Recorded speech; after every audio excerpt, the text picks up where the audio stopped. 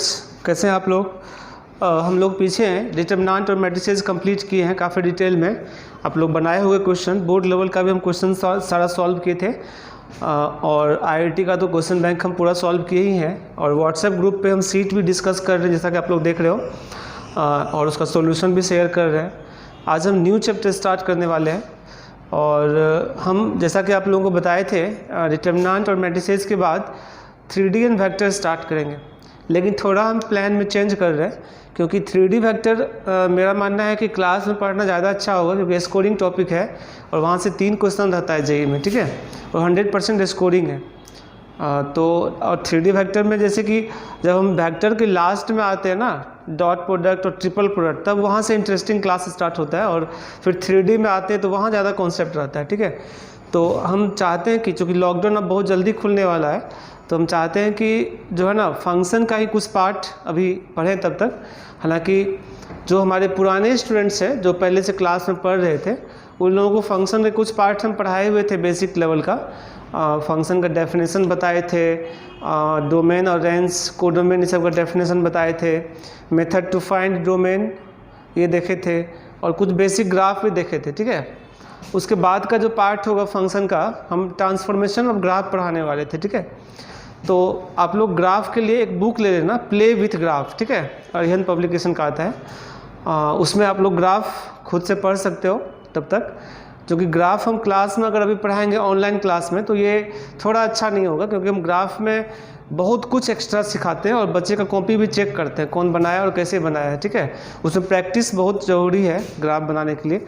तो हम graphical section को थोड़ा ड्रॉप कर दें फंक्शन में, और ग्राफिकल सेक्शन के बाद हम रेंज पढ़ाते हैं, तो रेंज भी 11th का सेक्शन है। उसके बाद रेंज के बाद पीरियोडिक फंक्शन है और फिर मैपिंग है, ठीक है। तो हम मैपिंग से सोच रहे हैं स्टार्ट करें फंक्शन, ठीक है। मैपिंग से 12th का सेक्शन स्टार्ट होता है फंक्शन का, ठीक है। उसके बाद जब हम ग्राफ पढ़ा देंगे तो ग्राफ और रेंज जो है ऑफलाइन क्लास में 1-2 क्लास लेकर के कंप्लीट कर देंगे, ठीक है। हालांकि ये सब चीज़ तो जो हमारे पुराने स्टूडेंट्स हैं जो पहले से क्लास में पढ़ रहे थे उसके लिए ठीक है, लेकिन जो न्यू स्टूडेंट्स हैं उन लोगों को थोड़ा सा दिक्कत आ सकता है। तो उसके लिए हम थोड़ा सा बेसिक भी बता देते हैं, ताकि 12th का सेक्शन को समझने में ज़्यादा दिक्कत ना हो। उतना बेसिक पढ़ा देते हैं जितना कि जिससे कि हम लोग को 12th का जब फंक्शन शुरू करेंगे मैपिंग, तो उसमें अधिक दिक्कत ना हो। इसके लिए हम थोड़ा सा बेसिक इंट्रोडक्शन फंक्शन का दे रहे हैं, ठीक है। हालांकि जो पुराने स्टूडेंट्स हैं फंक्शन काफ़ी डिटेल में आप पढ़े हुए हैं, उसमें लगता है 5-6 क्लास आप पढ़े हुए थे फंक्शन में, और जितना पढ़ाए थे वहाँ तक काफ़ी डिटेल में हम लोग पढ़े थे और बहुत सारा क्वेश्चंस भी सॉल्व किए थे, ठीक है। तो चलिए, तो कुछ बेसिक पहले हम फंक्शन का कॉन्सेप्ट दे देते हैं और उसके बाद 12th सेक्शन स्टार्ट करेंगे। तो अभी जो हम लोग कुछ वीडियो लेक्चर फंक्शन का देंगे वो फोकस हमारा रहेगा जो 12th सेक्शन फंक्शन का है वो कंप्लीट करें, और उसके बाद हम आगे देखेंगे। तो लॉकडाउन चूँकि अब खुलने का चांस दिख रहा है और ऑफलाइन क्लास स्टार्ट हो जाएगा, तो फिर हम लोग का क्लासेस डिस्टर्ब नहीं होगा। तो इस कारण से हम चाह रहे हैं कि इसी को पहले कंप्लीट कर लें, ठीक है, फिर तो कैलकुलस अपना वहाँ से चालू हो जाएगा, ठीक है। तो चलते हैं हम लोग फंक्शन में कुछ बेसिक इंट्रोडक्शन आप लोगों को बता देते हैं, ठीक है। और ये उन लोगों के लिए खास करके हम बता रहे हैं जो लोग फर्स्ट टाइम फंक्शन पढ़ रहे हैं, ठीक है। और कुछ लोग ऐसे भी हैं इस क्लास में जो पहले से पढ़े हुए फंक्शन, तो उन लोगों को तो ज़्यादा दिक्कत नहीं होगा, लेकिन फिर भी हम देखते हैं, ठीक है। देखिए बेटा, जैसे कि 2 सेट है, ठीक है बेटा, ये सेट ए है और ये सेट बी है, और ये फंक्शन है जिसको एफ से डिनोट करते हैं, ठीक है। मान लो इसमें ए बी सी एलिमेंट है, इसमें 1 2 3 है, ए मिल रहा है 1 से, बी भी मिल रहा है 1 से, और C मिल रहा है 3 से, ऐसा कुछ है, ठीक है। तो यहाँ पर f from A to B is a function, f from A to B is a function. और इसको कैसे लिखते हैं? f is equal to order pair A, 1, B मिल रहा है 1 से यानी B, 1, C मिल रहा है 3 से यानी C, 3, ठीक है। ये फंक्शन है। तो फंक्शन होने के लिए बेसिक कंडीशन है वो आप लोग समझिए, जो सेट ए है उसका पूरा एलिमेंट सेट बी से इन्वॉल्व होना चाहिए, मतलब कोई भी एलिमेंट खाली नहीं होना चाहिए, ठीक है। यानी सेट ए के प्रत्येक एलिमेंट का बी में कोई ना कोई इमेज मिलना चाहिए, ठीक है। और सेट ए का एक एलिमेंट एक से अधिक एलिमेंट के साथ नहीं कनेक्ट हो सकता है। जैसे ए को अगर 1 से भी मिला देंगे और ए को 2 से भी मिला देंगे तो गलत होगा, वो फंक्शन डिफाइंड नहीं होता है। ठीक है, ये दो बहुत इंपॉर्टेंट बात है फंक्शन के लिए। पहला बात ये कि सेट ए का कोई भी एलिमेंट खाली नहीं होना चाहिए, और दूसरा बात ये कि सेट ए का एक एलिमेंट इधर ज़्यादा के साथ कनेक्ट नहीं होना चाहिए। बाकी दो बात और बता रहे हैं जो मे और मे नोट भी है, हो भी सकता है और नहीं भी हो सकता है। सेट बी का एलिमेंट खाली रह गया तो कोई दिक्कत नहीं, और नहीं भी रहा तब भी कोई दिक्कत नहीं था। ठीक है, मान लो अगर 2 हटा देंगे तब भी चलेगा, तब भी फंक्शन होगा। ठीक है, 2 है तब भी फंक्शन है। यानी सेट ए में कुछ एक्स्ट्रा एलिमेंट, सेट बी में कुछ एक्स्ट्रा एलिमेंट भी रह सकता है और नहीं भी रह सकता है, मतलब ये मे और मे नोट भी का कंडीशन। ठीक है, और दूसरा बात है कि सेट ए का एक से अधिक एलिमेंट इधर एक एलिमेंट के साथ मिल सकता है। ठीक है, तो फंक्शन के लिए हम 4 कंडीशन बताए हैं, जिसमें कि 2 कंडीशन नेसेसरी है और 2 कंडीशन जो है वो मे और मे नोट भी है। तो नेसेसरी कंडीशन जिसको कि याद रखना है वो क्या है, सेट ए में कोई भी एलिमेंट खाली नहीं होना चाहिए और सेट ए का एक एलिमेंट इधर ज़्यादा के साथ कनेक्ट नहीं रहना चाहिए, याद यही रखना है। बाकी 2 और बात था कि सेट बी में एलिमेंट खाली रह भी सकता है और नहीं भी रह सकता है। और अगला बात, चौथा जो कंडीशन है जो मे और मे नोट भी है, सेट ए का एक से अधिक एलिमेंट एक के साथ मिल सकता है। अगर हम तीनों एलिमेंट को 1 से मिला देंगे तब भी चलेगा। ठीक है, लेकिन एक एलिमेंट ज़्यादा के साथ नहीं मिलता, वो तो हम लोग बता ही दिए थे पीछे। ठीक है, तो ये फंक्शन है। देखिए, अगर हम ए क्रॉस बी लिखते हैं तो क्रॉस में यहाँ फंक्शन नहीं देखते हैं, क्रॉस मतलब पूरा एसोसिएट होगा, यानी वो होगा a,1 b,1 c,1 a,2 b,2 c,2। ठीक है, a3 b3 और c3, ये है a क्रॉस b। तो हम लोग देख पा रहे हैं ये सब ऑर्डर पेयर कहलाता है। ठीक है, तो हम लोग देख पा रहे हैं कि फंक्शन का जो है सारा एलिमेंट इसके अंदर मिल रहा है, ए क्रॉस बी के अंदर। देखो a1 यहाँ मिल रहा है, b1 भी यहाँ मिल रहा है और c3 कहाँ मिल रहा है, यहाँ मिल रहा है। ठीक है, और ये जो सिस्टम लिखा हुआ है इसको ऑर्डर पेयर कहते हैं, आप लोग सेट्स में पढ़े होंगे। हम ये बता देते हैं थोड़ा सा, जैसे अगर a,1 लिखते हैं तो इसको क्या पढ़ा जाता है, ऑर्डर पेयर। ऑर्डर पेयर, तो ऑर्डर पेयर का ये होता है फर्स्ट एलिमेंट। ये क्या होता है, फर्स्ट एलिमेंट होता है, फर्स्ट एलिमेंट, और 1 क्या होता है, सेकंड एलिमेंट। यानी फर्स्ट एलिमेंट सेट ए का एलिमेंट होना चाहिए और सेकंड, चूंकि ए क्रॉस बी निकाल रहे हैं, और सेकंड एलिमेंट क्या होना चाहिए, सेट बी का एलिमेंट होना चाहिए। ठीक है, तो जो कोई भी फंक्शन होता है f is the subset of a cross b. ये सबसेट का साइन है। ठीक है, जानते हो तुम लोग, ये जो साइन है ना इसको पढ़ते हैं सबसेट। सबसेट मतलब होता है किसी सेट का पूरा एलिमेंट अगर दूसरे सेट में मिल जाता है, उस सेट को दूसरे सेट का क्या कहते हैं, सबसेट कहते हैं। यानी f का पूरा एलिमेंट a क्रॉस b के अंदर मिल रहा है, इसलिए f is the subset of a cross b। तो आप लोग को 12th में फंक्शन एंड रिलेशन पढ़ना था, रिलेशन यही है, a और b में ये रिलेशन कहलाएगा। ठीक है, तो हम ये कह सकते हैं कि फंक्शन का सारा एलिमेंट रिलेशन में है। Every function is also a relation but every relation is not a function. ठीक है, वो सब हम आगे डिस्कस करेंगे।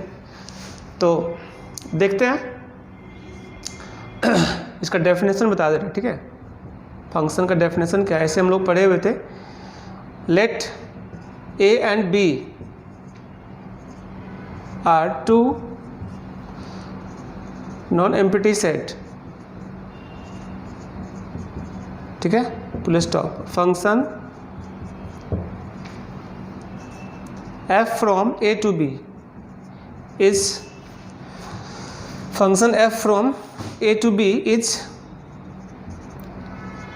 Subset of a cross b। ये फंक्शन जो है ना वो a क्रॉस b का सबसेट होता है, such that no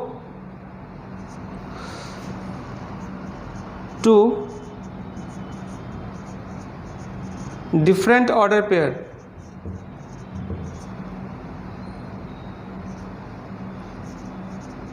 have same first element। ठीक है। Further for every A belongs to set A there exist B belongs to set b. चलो मेन बात तो हम समझा दिए, लेकिन डेफिनेशन भी बता दे रहे हैं। ए और बी दो नॉन एम्प्टी सेट, मतलब ए और बी में कोई ना कोई एलिमेंट होना चाहिए। खाली एलिमेंट देगा तो फिर एसोसिएट किससे करेगा, है ना। तो जो फंक्शन होता है F from A to b, इसको लिखने का तरीका है ऐसे, है ना। Is subset of a cross b भी समझाए थे। सच दैट, ऐसा सबसेट होना चाहिए such that no two different order pair have same first element. यानी कि अब सोचो अगर दो ऑर्डर पेयर का फर्स्ट एलिमेंट सेम हो जाएगा, जैसे देखो A1 है और A2 भी है, इसका मतलब क्या हो जाएगा, A1 से भी मिलेगा और A2 से भी मिल जाएगा, तभी ऐसा संभव है ना। और अभी भी बताए थे कि फंक्शन में एक एलिमेंट जो है इधर एक से अधिक एलिमेंट के साथ कनेक्ट नहीं हो सकता है, तो फंक्शन अनडिफाइंड हो जाएगा ना। तो सबसेट तो है, लेकिन ऐसा सबसेट है जिसमें कि दो डिफरेंट ऑर्डर पेयर का फर्स्ट एलिमेंट सेम ना हो। जैसे कि हम देख रहे हैं कि सारे ऑर्डर पेयर में फर्स्ट एलिमेंट देखो डिफरेंट है, A B C डिफरेंट है। अगर किसी भी दो ऑर्डर पेयर का फर्स्ट एलिमेंट सेम दिख जाएगा तो फंक्शन अनडिफाइंड हो जाए। सेकंड एलिमेंट सेम दिख सकता है, कोई दिक्कत नहीं है, जैसे 1 यहाँ देखो सेम है तो कोई दिक्कत नहीं है, ठीक है। हाँ, एक और कंडीशन था कि सेट ए में कोई एलिमेंट खाली नहीं रहना चाहिए, तो इसलिए इसी को आगे लिखे। Further for every A belongs to set A there exist B belongs to set B. यानी कि ए के प्रत्येक एलिमेंट के लिए, सेट ए के प्रत्येक एलिमेंट के लिए बी में भी एलिमेंट मिलना चाहिए। यानी सेट ए का कोई भी एलिमेंट खाली नहीं रहना चाहिए, जब भी वो फंक्शन हो सकता है, ठीक है बेटा। तो ये फंक्शन है और आप ये समझे, एक बार हम फिर से रिपीट कर दे रहे हैं। 4 कंडीशन था जिसमें याद 2 को ही रखना है। सेट ए में कोई भी एलिमेंट खाली नहीं रहना चाहिए, पहला बात, और सेट ए का एक एलिमेंट इधर ज़्यादा के साथ कनेक्ट नहीं होना चाहिए, ठीक है। ये 2 प्राइमरी कंडीशन है जो फंक्शन को डिफाइन करता है। बाकी सेट बी में एलिमेंट खाली रह सकता है और नहीं भी रह सकता है, और सेट ए का एक से ज़्यादा एलिमेंट एक के साथ मिल सकता है और ऐसा नहीं भी हो सकता है, ठीक है। मे और मे नोट भी है। तो इस बात को आप लोग अच्छे से समझे। इसके बाद हम देखते हैं इसमें डोमेन, कोडोमेन, रेंज वगैरह सब क्या, और जल्दी ही 12th के टॉपिक में हम लोग आएंगे बेसिक डेफिनेशन के बाद, ठीक है। नोट करिए आप। तो बेटा आप लोगों के मन में एक क्वेश्चन आ रहा होगा कि फंक्शन चूँकि ए क्रॉस बी का सबसेट है, तो सबसेट 2 तरह का होता है, हम लोग पढ़े थे। एक प्रॉपर सबसेट होता है, ठीक है। यानी कि सेट ए का अगर पूरा एलिमेंट सेट बी के अंदर मिल रहा है और सेट बी में कुछ एक्स्ट्रा एलिमेंट भी है, तब हम सेट ए को सेट बी का प्रॉपर सबसेट कहते हैं, ठीक है। तो आपके मन में शायद ये क्वेश्चन आ रहा होगा कि फंक्शन चूँकि हमेशा ए क्रॉस बी का प्रॉपर सबसेट होना चाहिए, यानी ए क्रॉस बी में हमेशा ज़्यादा एलिमेंट होगा फंक्शन से, तो सबसेट करना तो ठीक है, लेकिन प्रॉपर सबसेट करना ज़्यादा ठीक होना चाहिए। लेकिन ऐसा नहीं है, है ना, ये गलत आप लोगों का सोचना है। अभी हम बताते हैं कि पूरा एलिमेंट, तो हम ये कर देते कि जो है हो सकता है ऐसा भी केस होगा कि सेट ए का मतलब फंक्शन का पूरा एलिमेंट ए क्रॉस बी में तो मिलेगा और ए क्रॉस बी में एक्स्ट्रा एलिमेंट नहीं कुछ रहेगा, ऐसा भी संभव है। कुछ एग्जांपल से हम लोग इसको देखते हैं। जैसे देखो सेट ए, जैसे कि एक हम एग्जांपल लेते हैं ए बी, और यहाँ पर है ए बी सी, और इधर से सिर्फ एक एलिमेंट रखते हैं 2 मान लो, ठीक है।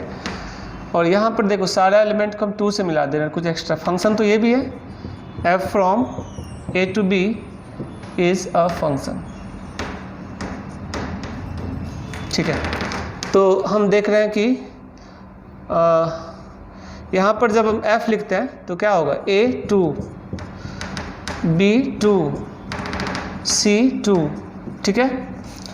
और अगर हम A क्रॉस B लिखते हैं तब भी होगा A2 B2 और C2, ठीक है। तो हम क्या देख पा रहे हैं कि फंक्शन जो है उसका पूरा एलिमेंट A क्रॉस B में है और A क्रॉस B में कुछ एक्स्ट्रा एलिमेंट नहीं है, तो तब इसको हम लोग सबसेट कहते हैं, ठीक है। और पूरा मिलने के बाद कुछ एक्स्ट्रा भी निश्चित अगर बचेगा तब उसको कहते हैं हम लोग प्रॉपर सबसेट, ठीक है। तब इसीलिए सबसेट वर्ड यूज़ किए थे, प्रॉपर सबसेट नहीं यूज़ किए थे, ठीक है।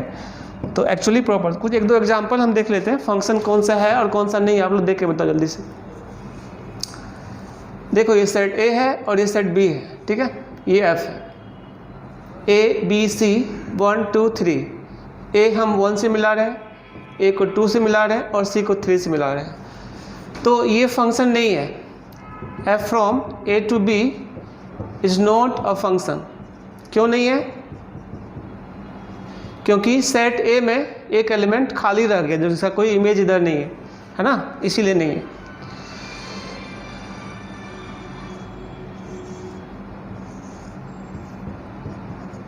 और एक और कारण से नहीं है, सेट ए का एक एलिमेंट ज़्यादा के साथ मिल रहा है, ठीक है।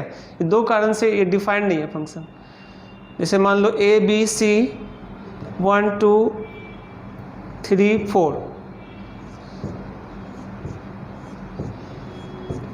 ये भी फंक्शन नहीं है, क्योंकि ए एक एलिमेंट दो एलिमेंट के साथ मिल रहा है। f from a to b is not a function, ठीक है, ये भी फंक्शन नहीं है। तो फंक्शन होने के लिए जैसा कि हम बताए थे, सेट ए में कोई एलिमेंट खाली नहीं रहना चाहिए और सेट ए का एक एलिमेंट ज़्यादा के साथ कनेक्ट नहीं होना चाहिए, तभी फंक्शन होगा। जैसे कुछ एग्जांपल आप लोग बताओ देख करके, जैसे कि ऐसा दे दिया है सेट ए, मान लो इसका उल्टा लेते हैं 1 2 3, और सेट भी दे दिया है ए बी, ठीक है।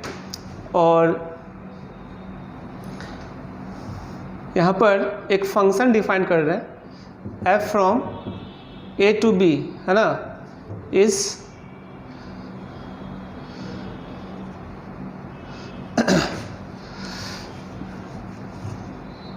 हम कुछ एग्जांपल दे रहे हैं। देखो जैसे f1 मान लेते हैं, इस प्रकार दिया हुआ है, आप लोगों को बताना है कौन सा फंक्शन है और कौन सा नहीं है, ठीक है। बेसिक एग्जांपल है, f1 दिया है 1a 2a और 3a, और आप लोगों को बताना ये फंक्शन है या नहीं है। तो ऑब्वियसली है, यानी इसका अगर डायग्राम बनाओगे तो कैसा बनेगा। हम लोगों को डायग्राम नहीं दिया हो तो बिना डायग्राम का ही देख के बता रहे हैं। हमको देखना ये है कि फर्स्ट एलिमेंट सेट ए का पूरा एलिमेंट हो जाना चाहिए, सेकेंड एलिमेंट को देखना नहीं है, ठीक है। यानी 1 2 3 इधर ए बी, यानी तीनों एलिमेंट ए के साथ मिल रहा है, मतलब ऐसा कुछ हो रहा है, ठीक है। अगर हम ऐसा लेते हैं f2 equal to 1a 1b 2a और 3b, ऑब्वियसली ये नहीं है फंक्शन, ठीक है, नॉट अ फंक्शन। क्यों नहीं है? तो हम देख पा रहे हैं कि यहाँ पर फर्स्ट एलिमेंट यहाँ पर दो ऑर्डर पेयर का सेम हो गया, यानी 1a से भी मिल रहा होगा और 1b से भी मिल रहा होगा, तो ऐसा केस में फंक्शन संभव नहीं है। अगर हम इसको डायग्राम से समझें, a है और ये b है, 1 2 3 a b, तो ये यहाँ क्या देख रहे हैं, 1a से भी मिल रहा है 1b से भी मिल रहा है, फिर 2a से मिल रहा है और 3b से मिल रहा है। ये फंक्शन नहीं होने क्या कारण है कि एक एलिमेंट दो के साथ मिल रहा है, इसलिए नॉट अ फंक्शन, ठीक है। इस प्रकार हम लोग ऑर्डर पेयर देख करके भी ये बता सकते हैं कौन सा फंक्शन है और कौन सा नहीं है। देखना क्या है, ऑर्डर पेयर का सारा फर्स्ट एलिमेंट जो है वो सेट ए का, यानी पहला सेट का एलिमेंट होना चाहिए, ठीक है। और फर्स्ट एलिमेंट रिपीट नहीं करना चाहिए, यहाँ रिपीट कर गया इसलिए फंक्शन नहीं है, ठीक है। और यहाँ पर रिपीट नहीं किया था, है ना, और सारा एलिमेंट प्रेजेंट है इसलिए फंक्शन है। अगर हम ऐसा लिखते f3 equal to 1a 2b, बस इतना ही लिखते हैं, तो ये भी फंक्शन नहीं है, ठीक है, नॉट अ फंक्शन। क्यों नहीं है? इस बार हम डायग्राम नहीं बनाएंगे, क्योंकि यहाँ पर 3 खाली रह गया, 3 का कोई यूज नहीं किया गया, यानी कि 3 जो है फर्स्ट सेट में खाली रह गया होगा, तो ये डेफिनेशन को फेल कर दे रहा है फंक्शन का। नहीं, तो फंक्शन का डेफिनेशन क्या है कि पहला सेट में सारा एलिमेंट एसोसिएट रहना चाहिए दूसरे सेट से, और पहला सेट का एक एलिमेंट ज़्यादा के साथ कनेक्ट नहीं होना चाहिए, ठीक है। चलो नोट करो।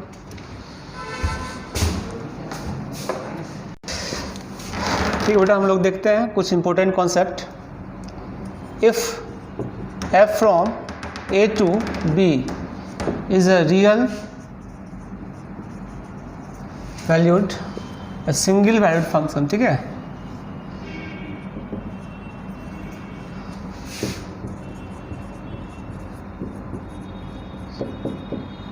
देन सिंगल वैल्यूड फंक्शन मतलब होता है एक इनपुट का एक ही आउटपुट निकलेगा, आगे समझाएंगे।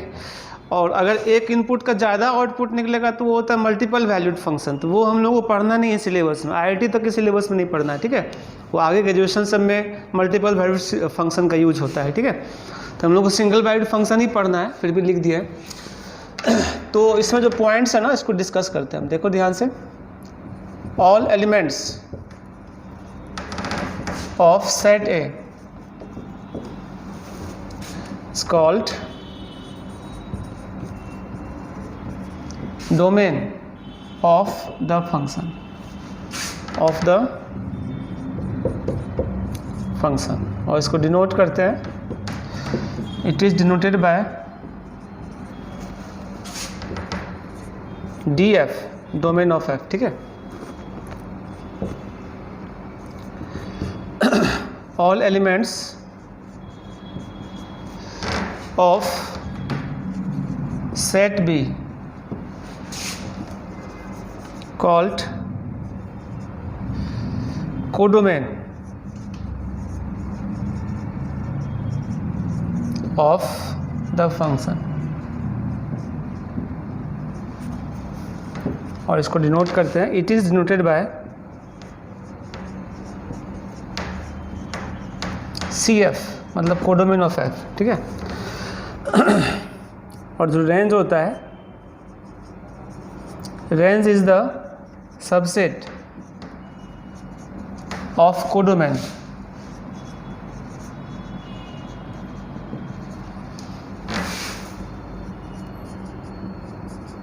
which is connected with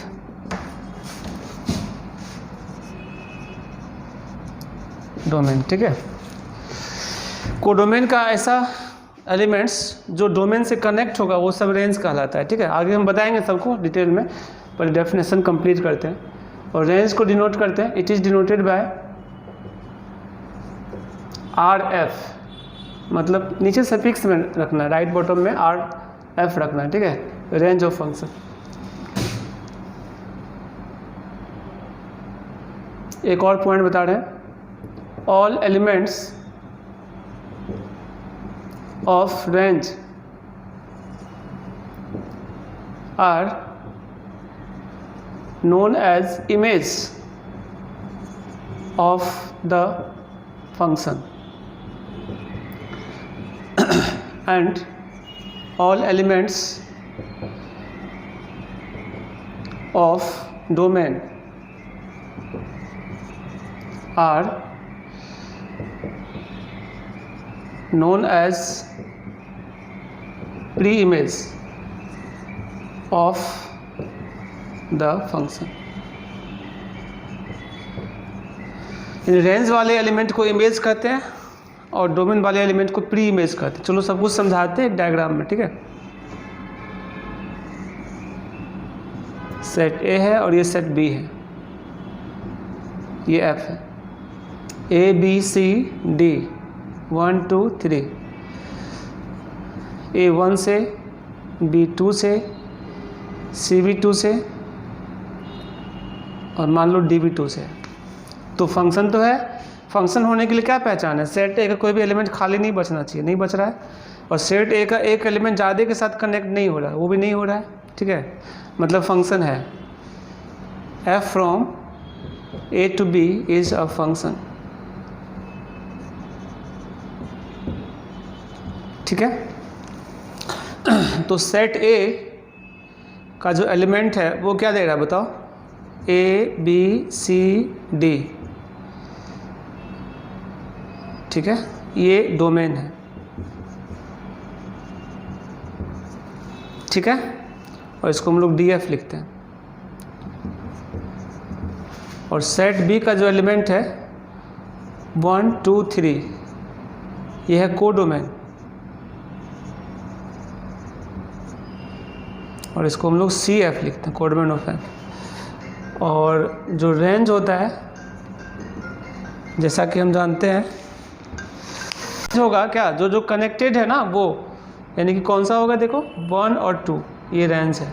और रेंज का दूसरा नाम क्या है, इमेज। ठीक है, और डोमेन का दूसरा नाम क्या है, प्री इमेज। इसको हम लोग प्री इमेज भी कहते हैं। ठीक है,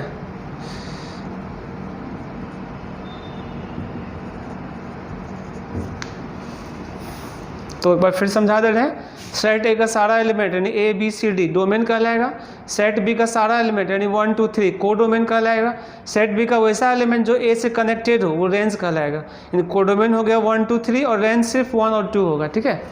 और इमेज का बात करें तो ये 1 और 2 इमेज है, A B C D pre image है, यानी इमेज किसी एलिमेंट का एक ही होता है। जैसे वो ए का इमेज क्या है 1, बी का इमेज क्या है 2, सी का इमेज क्या है 2, डी का इमेज क्या है 2।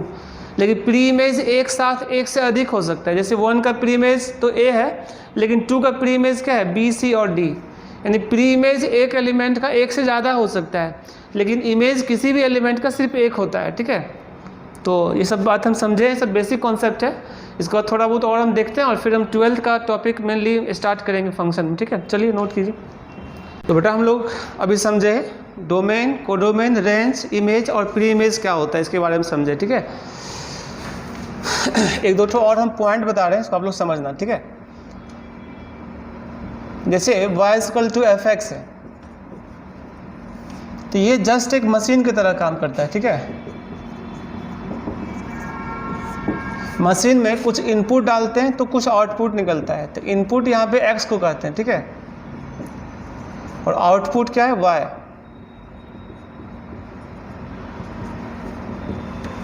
इनपुट का ही दूसरा नाम डोमेन होता है और इसी का नाम होता है इंडिपेंडेंट वेरिएबल भी। ये सब वर्ड यूज होता है क्वेश्चन में, ठीक है, इसलिए सब बात को समझना सही। इंडिपेंडेंट वेरिएबल और आउटपुट का दूसरा नाम रेंज, और इसी का मतलब होता है डिपेंडेंट वेरिएबल, ठीक है। तो मशीन में अगर हम कुछ डालते हैं तो कुछ आउटपुट निकलता है। जैसे मान लो गेहूं से आटा बनाने वाला मशीन है, तो हम पहले उसमें गेहूं डालते हैं तो फिर आटा निकलता है, नहीं तो गेहूं डालते हैं जब ही आटा निकलता है, ठीक है। तो गेहूं हो गया इंडिपेंडेंट वेरिएबल और आटा हो गया डिपेंडेंट वेरिएबल, मतलब आटा डिपेंड करेगा गेहूं पर, ठीक है। गेहूं आटा पर डिपेंड नहीं करेगा, आटा किस पर डिपेंड करेगा, गेहूं पर, ठीक है। और गेहूं हो गया इनपुट और आटा क्या दे रहा है, आउटपुट। जो बाहर निकल रहा है मशीन से आउटपुट होता है, जो अंदर डाल रहे हैं वो इनपुट होता है। और गेहूं को ही हम लोग कहेंगे डोमेन और आटा क्या कहेंगे, रेंज। जस्ट वो उसी तरह से काम करता है हर फंक्शन, ठीक है। और फंक्शन डिफाइन होने का जो क्राइटेरिया है वो सब भी इस चीज़ से हम समझ सकते हैं। मान लो कि 5 kg गेहूँ डालें और हमको आटा सिर्फ 3 kg दिया, तो हम क्या समझेंगे, मशीन ख़राब है, यानी हमारा 2 kg गेहूँ का आटा नहीं बन पाया। तो फंक्शन के केस में भी सोचते हैं कि डोमेन वाला एलिमेंट अगर खाली बच जाता है तो फंक्शन क्या होता है, अनडिफाइंड होता है, नहीं। यानी कि 5 kg का 3 kg ही आटा निकला, तो यानी कि 2 kg गेहूँ रहा होगा जिसका आटा बना ही नहीं, तो डोमेन वाला एलिमेंट खाली रह गया। That is function is not defined, यानी मशीन खराब, ठीक, मशीन वो वर्क नहीं कर रहा है, ठीक है। तो मशीन ख़राब है मतलब अगर वर्क नहीं कर रहा। या हम ये कह सकते हैं कि 5 kg गेहूँ का अगर मान लो 7 kg आटा निकल गया तो ये भी ख़राब है। इसमें अगर कुछ गड़बड़ नहीं हुआ है तो क्या सोचा जाएगा, कुछ गेहूँ ऐसा है इसका ज़्यादा आटा मिल रहा है, डबल आटा मिल रहा है, ये भी संभव नहीं है। तो जितना मात्रा में इनपुट डालते हैं उसी के मात्रा में आउटपुट भी निकालना चाहिए, तभी फंक्शन डिफाइंड होगा, नहीं तो फंक्शन डिफाइंड नहीं होगा, है ना। कुछ और एग्जाम्पल इसमें हम समझते हैं मैथमेटिकल।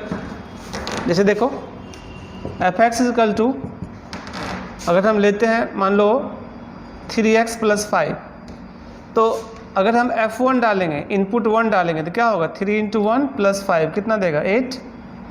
f2 3 × 2 + 5 कितना हो गया 11। f3 3 × 3 + 5 कितना हो गया 14 एंड सो ऑन, ठीक है। इस तरह से निकलते जाएगा output.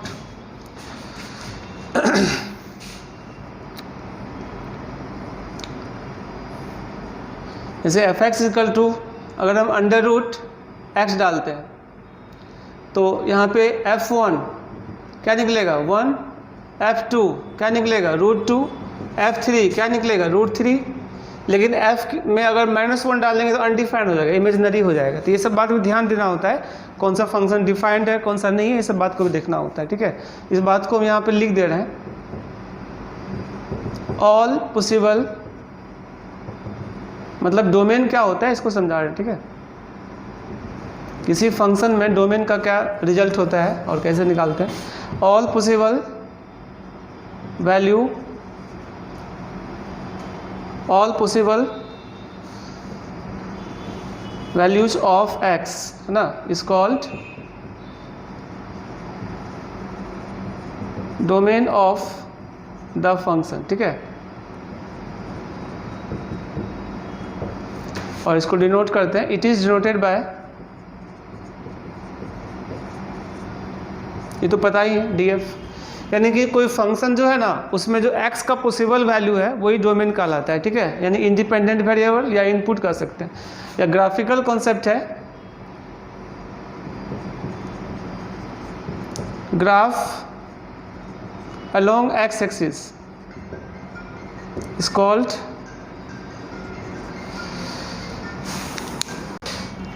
the graph along x axis is called domain of the function, ठीक है। ये सब बात बताते हैं अभी हम, ठीक है, ग्राफ बना करके भी समझाएंगे। रेंज के बारे में पहले लिख देते हैं, ठीक है। रेंज होता है all possible values of y और fx, ठीक है। fx का यानी आउटपुट का जो वैल्यू है ना वो रेंज होता है, is called range of the function, ठीक है। बाकी डिनोट इसको RF से करते हैं, पता ही है। It is denoted bye RF, मतलब रेंज ऑफ f, ठीक है। या दूसरा पॉइंट हम ये कह सकते हैं, graph along y axis is called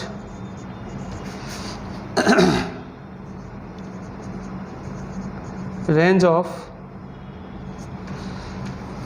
the function, ठीक है।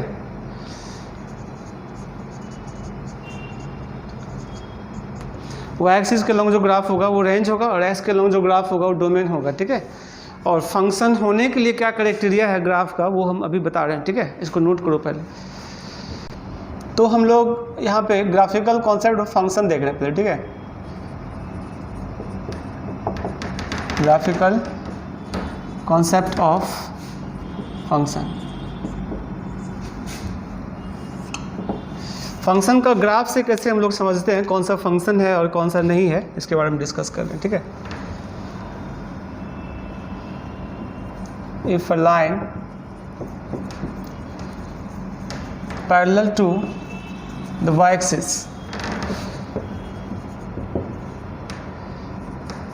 cuts graph at only one point, then it is called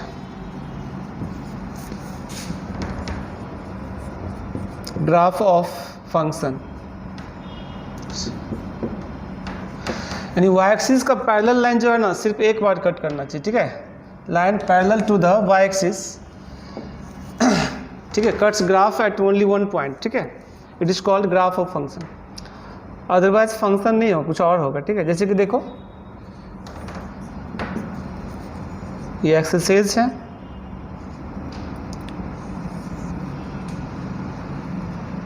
ठीक है। चलो ये है y इक्वल टू fx। तो यहाँ पर हम लोगों को चेक करना है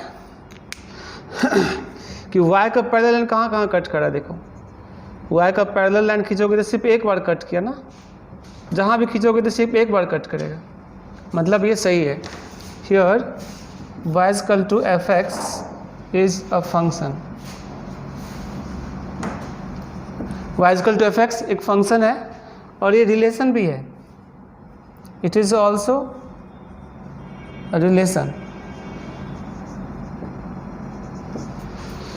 इट इज ऑल्सो रिलेशन, ठीक है। और हम एक और एग्जांपल देखते हैं, जैसे मान लो ये है कोई ग्राफ, ठीक है। थोड़ा स्पेस ले लेते हैं।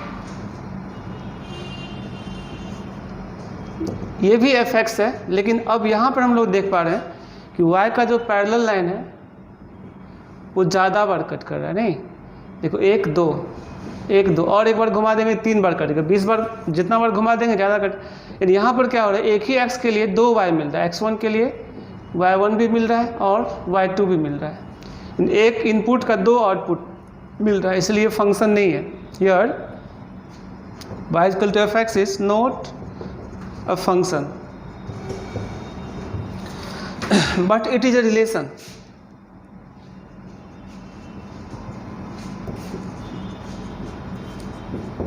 ये फंक्शन तो नहीं है लेकिन रिलेशन है। तो एक कंक्लूजन पे हम लोग पहुंचे हैं कि जो फंक्शन है ना वो रिलेशन भी हो सकता है, लेकिन प्रत्येक रिलेशन फंक्शन नहीं हो सकता है। ठीक है, तो हम इसको नोट में लिख दे रहे हैं।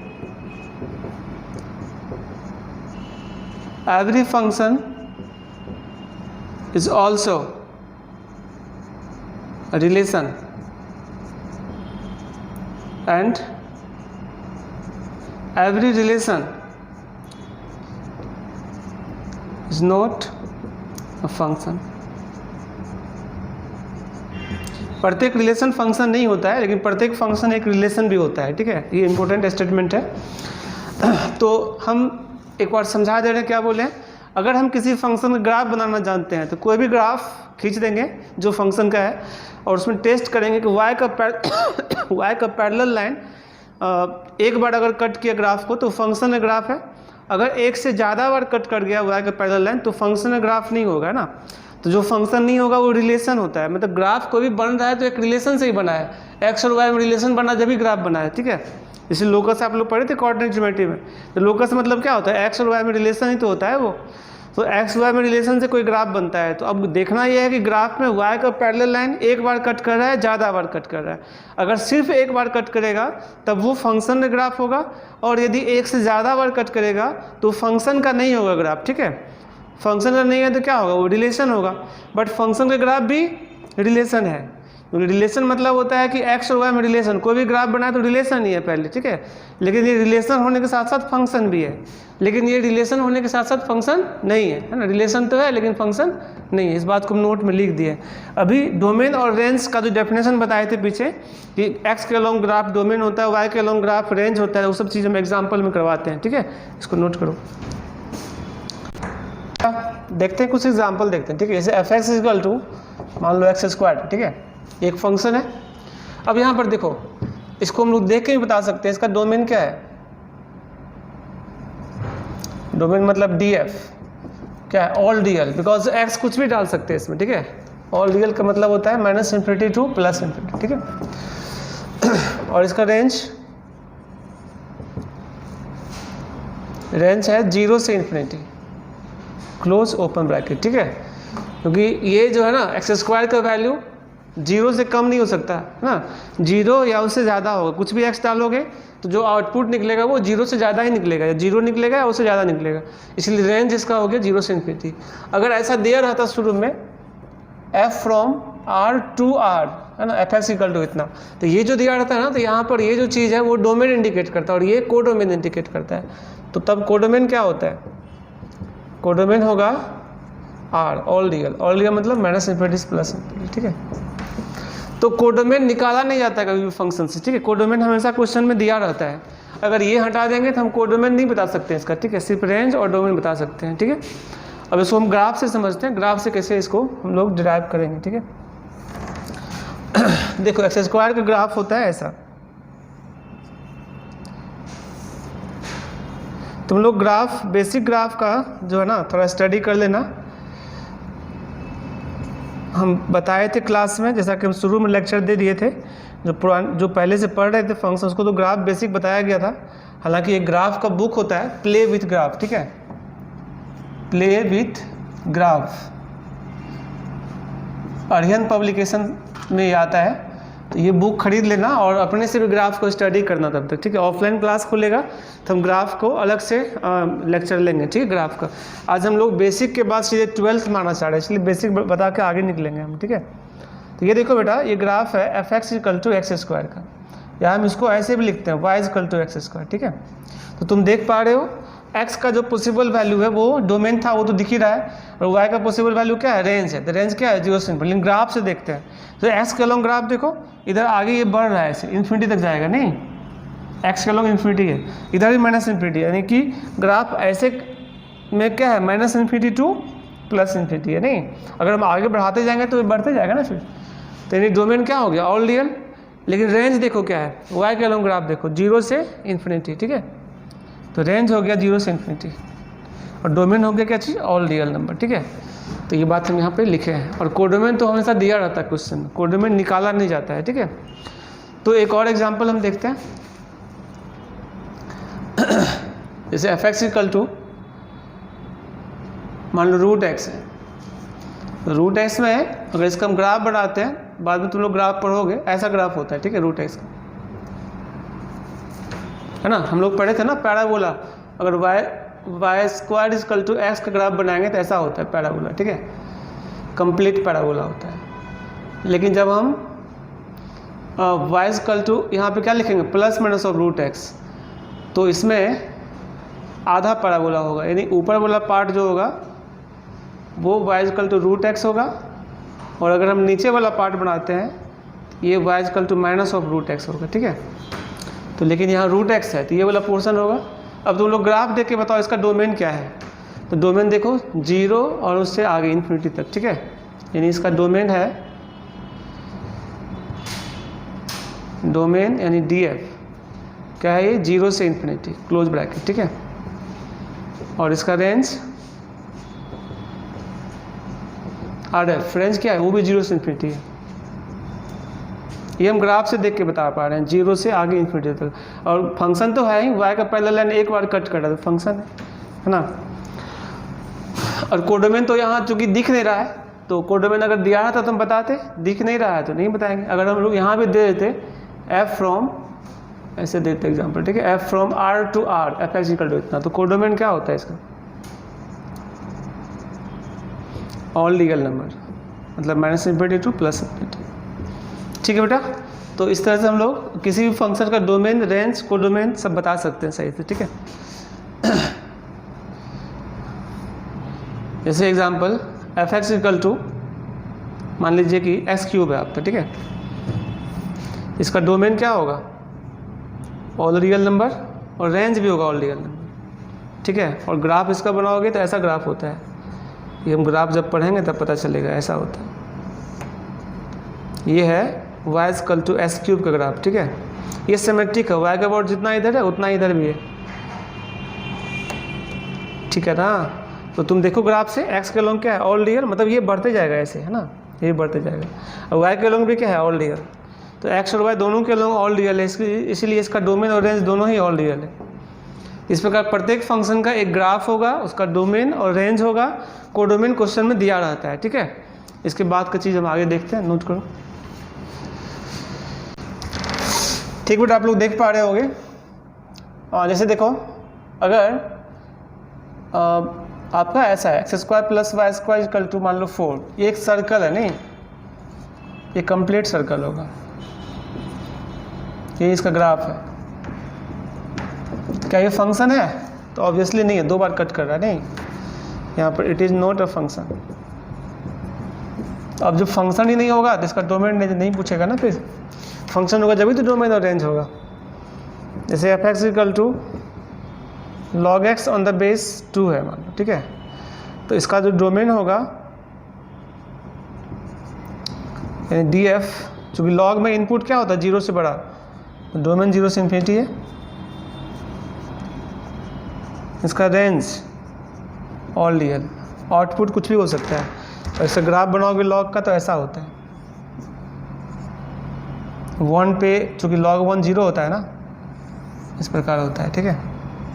तो तुम देखो x के लॉन्ग ग्राफ क्या है 0 से इन्फिनिटी, और y के लॉन्ग 0 से इन्फिनिटी है, तो इसलिए डोमेन हो गया 0 से इन्फिनिटी, और y के लॉन्ग क्या है माइनस इन्फिनिटी से प्लस इन्फिनिटी, नहीं चूँकि माइनस इन्फिनिटी से प्लस इन्फिनिटी है y के लॉन्ग, तो इसलिए इसका रेंज हो गया ऑल रियल नंबर, ठीक है।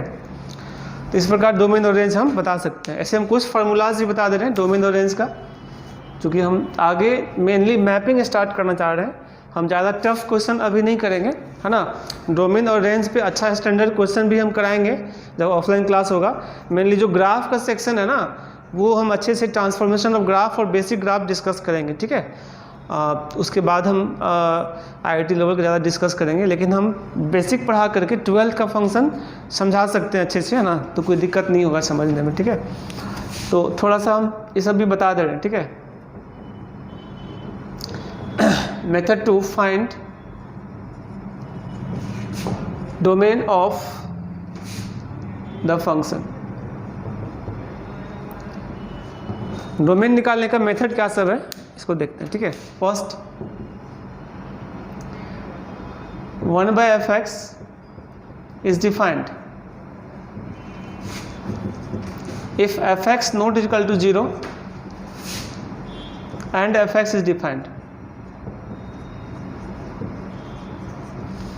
है ना। 1/fx तभी डिफाइंड होगा जब fx 0 नहीं होगा और fx खुद में एक फंक्शन है तो वो भी डिफाइन होना चाहिए। जैसे एग्जांपल मान लो 1/3x - 2 है। अब 3x - 2 तो लीनियर फंक्शन है, हमेशा डिफाइन होगा, बट ये जहाँ 0 होगा वहाँ पे अनडिफाइंड होगा। अगर हम 3x - 2 को 0 करते हैं, यहाँ से x इक्वल टू क्या निकलेगा 2/3, यानी इसका जो डोमेन होगा वो होगा ऑल रियल नंबर एक्सेप्ट 2/3। 2/3 को छोड़ के बाकी सब होगा, है ना। या इसको इंटरवल में लिखोगे तो ऐसे लिखोगे -∞ to 2/3 open bracket union 2/3 to ∞ open bracket, ठीक है। एक और एग्जांपल देखते हैं, जैसे fx equal to 1/log x - 2 on the base 3, ठीक है। तब इसका निकालना है तो नीचे का 0 नहीं होना चाहिए, पहली बात। log of x - 2 on the base 3 0 नहीं होनी चाहिए, और log का फार्मूला है x - 2 नॉट इक्वल टू क्या होगा 3 की पावर 0, यानी x - 2 नॉट इक्वल टू कितना 1, यानी x नॉट इक्वल टू क्या 3। और साथ में ये log डिफाइन कब होगा जब log का इनपुट पॉजिटिव होता है। ये बेसिक मैथमेटिक्स में जो लोग नहीं पढ़े हो log सब, तो बेसिक मैथमेटिक्स का लेक्चर देखते रहना, उसमें log जब आएगा तो डिटेल में पढ़ाएंगे, ठीक है वहाँ पे। तो इसी कारण बताए थे कैलकुलस में डे 1 से बेसिक मैथमेटिक्स का काम पड़ेगा, है ना। बेसिक में जितना भी चीज़ पढ़ाएंगे वो सब का काम पड़ेगा। तो अगर कोई नए स्टूडेंट्स हैं और हमारा बेसिक की क्लास नहीं अटेंड किए तो उन लोगों को सबसे ज़रूरी है कि पहले बेसिक अच्छा से पढ़ लेंगे, तब कैलकुलस ठीक से समझ में आएगा, ठीक है। नहीं तो हर जगह उसका काम पड़ते रहता है बीच बीच में, ठीक है। और जो पुराने स्टूडेंट्स उसको अच्छा से पता होगा, उसको दिक्कत नहीं हो रहा होगा, ठीक है। हालांकि डिटरमिनेंट, मैट्रिसेस, 3D वेक्टर और प्रोबेबिलिटी से उतना काम नहीं है, कैलकुलस में ज़्यादा काम पड़ेगा। तब तक हम लोग बेसिक कंप्लीट कर लेंगे, ठीक है। चलिए देखते हैं। तो log डिफाइन होने के लिए क्या होना चाहिए, log x - 3 x - 2 है ना on the base 3 is defined if x - 2 is greater then 0। तो मतलब क्या होगा x ग्रेटर देन 2, मतलब 2 से बड़ा तो होगा लेकिन उसमें 3 नहीं होगा, ये है डोमेन इसका, ठीक है। तो फाइनली डोमेन क्या हो गया 2 से ∞ होगा एक्सेप्ट 3 माइनस कर देंगे उसमें से, या इसको ब्रेक करके लिखेंगे तो कैसे लिखेंगे 2 to 3 open bracket union 3 to ∞ open bracket, ठीक है। ये सब इंटरवल में बताए थे बेसिक में, नहीं। तो ये डोमेन निकालने का मेथड है, ये फर्स्ट फार्मूला है। 2-3 और फार्मूला उसको देख लेते हैं, फिर हम लोग आगे बढ़ेंगे, ठीक है। नोट करो, हम लोग आगे बढ़ते हैं। एक और क्वेश्चन करवा दी। क्वेश्चन यहाँ से बहुत रहता है, ठीक है। हम अभी ज़्यादा क्वेश्चन नहीं करवा रहे हैं, बस हम बेसिक कॉन्सेप्ट क्लियर करके आगे बढ़ना चाहते हैं। 2 sin x - 1 इसका निकालना डोमेन। तो क्या करना होगा बताओ, ऑब्वियस है कि 2 sin x - 1 not equal to 0 होना चाहिए, यानी यहाँ 2 cos x कर लेते, थोड़ा फार्मूला कॉम्प्लिकेटेड रहता है साइन वाला, थोड़ा इजी होगा, है ना। ऐसे वो भी ठीक था, कुछ भी रह सकता है, ठीक है। तो यहाँ से क्या करेंगे बेटा, cos x not equal to क्या 1/2। तो cos x 1/2 कब होता है, या इसको हम 0 कर लेते हैं, 0 पर अनडिफाइंड होगा, उसको माइनस कर देंगे all reals. cos x equal to 1/2 मतलब कितना cos π/3, इसलिए x इक्वल टू फार्मूला होता है ये 2n π प्लस माइनस π/3। ये जो है ना ट्रिगोनोमेट्री का फार्मूला है, इसको याद रखना होगा, ठीक है। जो लोग पढ़े हो जानते होंगे, जो लोग नहीं पढ़े हो ट्रिगोनोमेट्री का फार्मूला है, ठीक है, याद रखना। यानी कि इसका जो डोमेन होगा वो ऑल रियल नंबर एक्सेप्ट ये पर्टिकुलर नंबर से सेट में इसको माइनस कर दो 2n pi plus minus pi by 3, जहाँ पर n belongs to any integer. ठीक है बेटा, तो अभी बस ज़्यादा हम अंदर नहीं जा रहे हैं क्योंकि क्वेश्चन बहुत टफ, यहाँ से टफ क्वेश्चन हम सेट कर सकते हैं। ठीक है, तो चूँकि सारे बच्चे अभी बेसिक कंप्लीट नहीं किए और मेन मोटो मेरा 12th का टॉपिक हम देखना चाह रहे हैं। ठीक है, तो इसलिए हम जल्दी से आगे निकलेंगे और सेकेंड फार्मूला देखते हैं। Under root F X is defined if F X is defined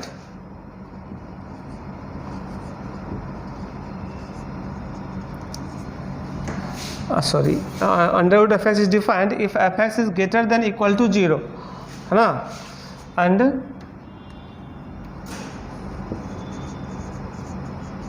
F X is defined, F X खुद में भी डिफाइन होना चाहिए। ठीक है,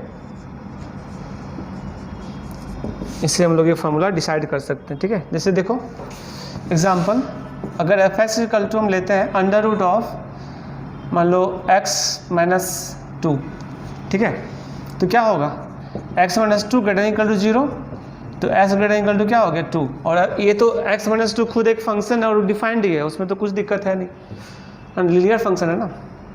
तो इसका डोमेन क्या हो गया, सीधे सीधे लिखो 2 से इन्फिनिटी, ये इसका डोमेन। ठीक है, अब जैसे एफ एक्स इक्वल टू अगर रहेगा under root of log of x minus 3 on the base 2, ये फंक्शन है। ठीक है, तो क्या करोगे आप, सबसे पहले रूट को डिफाइन करो, यानी log of x minus 3 on the base 2 is greater than और इक्वल टू 0। ठीक है, इसको सॉल्व करोगे तो क्या देगा,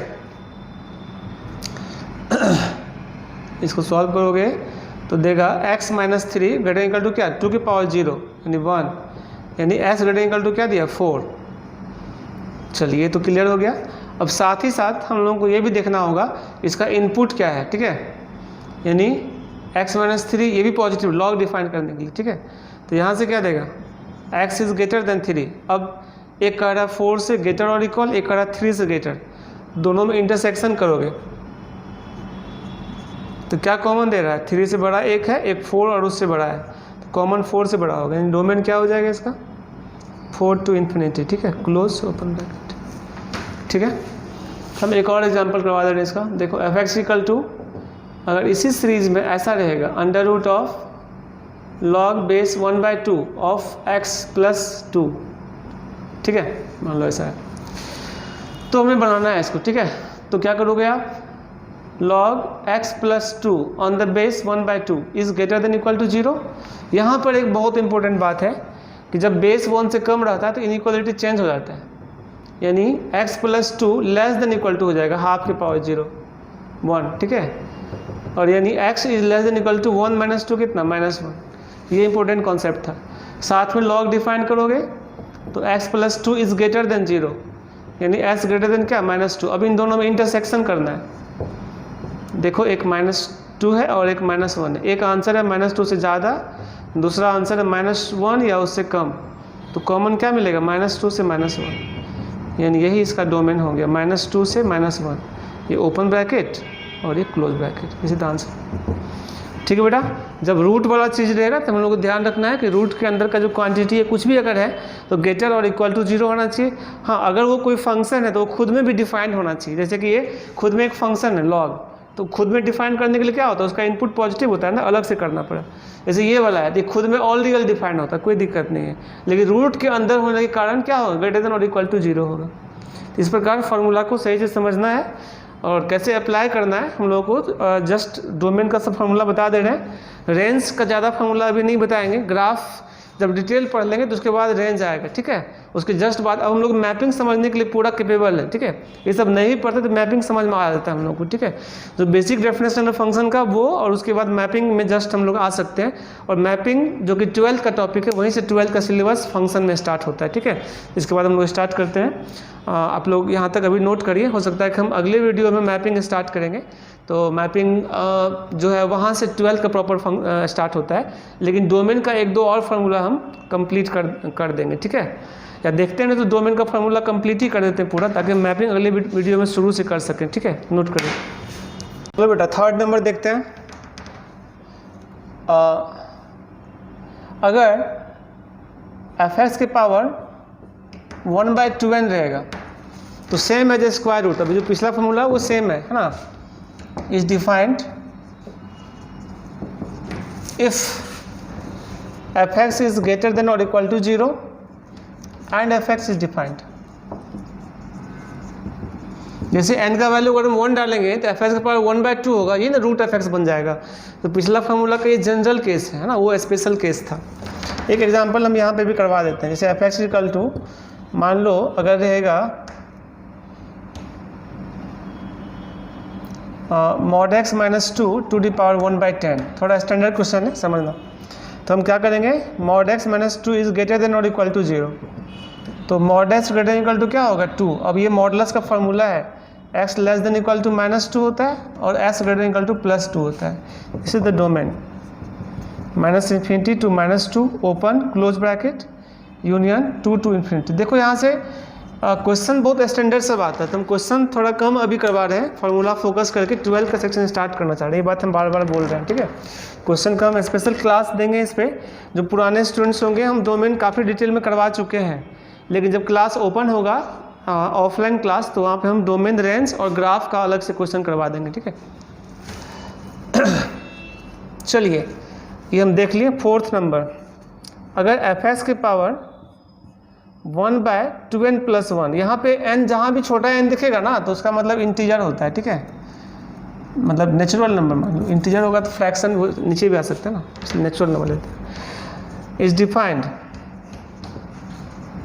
and fx to the power 1/2n + 1 is defined if defined for all fx, ठीक है, for all fx and fx is defined. fx खुद में डिफाइन होना चाहिए, ठीक है। जैसे एग्जांपल के लिए अगर fx इक्वल टू दिया हुआ है, मान लो 3x + 5 टू दी पावर 1/7, ठीक है। 1/ऑड है ना, 1/7। इसका डोमेन हो जाएगा ऑल रियल नंबर, ठीक है। ऑल रियल क्यों? क्योंकि इसका जो डोमेन है वही, इसका 1/ होने से कोई फर्क नहीं पड़ता। मतलब 1/ अगर ऑड रहता तो उसका बेस नेगेटिव भी हो सकता है, 1/ इवेंट रहेगा तो बेस नेगेटिव नहीं हो सकता है, सिर्फ पॉजिटिव बेस होता है, ठीक है। इसलिए ग्रेटर देन 0 करे थे, बट यहाँ ग्रेटर देन 0 करना नहीं है, कुछ भी हो सकता है, ठीक है। हाँ, अगर ये कोई फंक्शन होता जो खुद में भी अनडिफाइंड हो सकता है तो वहाँ पे देखना होता है। जैसे एग्जांपल और करवा देते हैं। मान लो fx इक्वल टू अगर दिया रहेगा log x minus 5 on the base 3 whole power 1/11, है ना। तो ये 1/11 है, तो इसके चलते इसको नहीं डिफाइन करना पड़ेगा पॉजिटिव नेगेटिव, बस लॉग को डिफाइन कर दो। यानी x minus 5 is greater then 0, x greater then 5, यानी इसका डोमेन क्या हो गया 5 टू इन्फिनिटी, ठीक है। 5 number log fx on the base a, ठीक है, या बेस gx कर लेते हैं।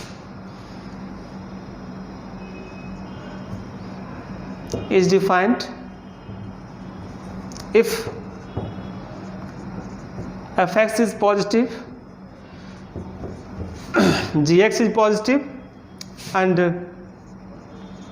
gx not equal to 1। Base 1 नहीं होना चाहिए और दोनों इंडिविजुअली पॉजिटिव होना चाहिए और खुद में डिफाइंड भी होना चाहिए। fx and gx are defined also, ठीक है।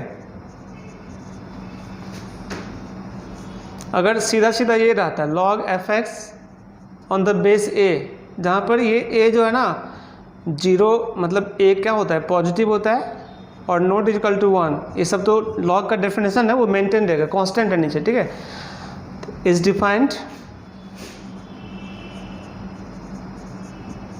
If fx is only positive, है ना, और fx खुद में भी डिफाइन होना चाहिए। मतलब लॉग का इनपुट क्या पॉजिटिव होता है, इसका यूज हम पीछे कर चुके हैं कई सारा क्वेश्चन, जैसे यहाँ भी यूज किया। देखो लॉग कब डिफाइन होगा, जब इनपुट पॉजिटिव होगा, वही ना। And fx is defined.